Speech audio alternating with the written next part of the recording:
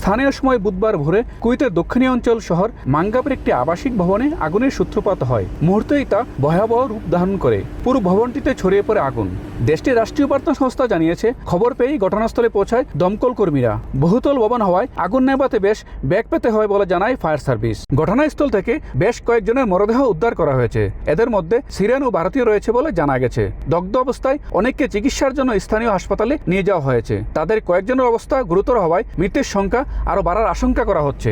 এরই মধ্যে ঘটনাস্থল পরিদর্শন করেছে দেশটির উপপ্রধানমন্ত্রী ফাহাদ ইউসুফ আল সাবাহ। ছিলেন স্থানীয় কর্মকর্তারাও। আগুনের কারণ বের করতে তদন্তের নির্দেশ দেওয়া হয়েছে। ভবন মালিকের লোভের কারণে এই দুর্ঘটনা। আমি স্থানীয় কর্তৃপক্ষকে ডেকেছি।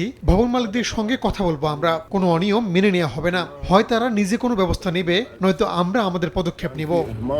মাঙ্গাবের এক পুলিশ কর্মকর্তার দাবি, একই ভবনে এত জনসংখ্যা থাকার বিষয়ে বারবার সতর্ক করার পরও ভবন মালিকরা নিষেধ শুনেননি।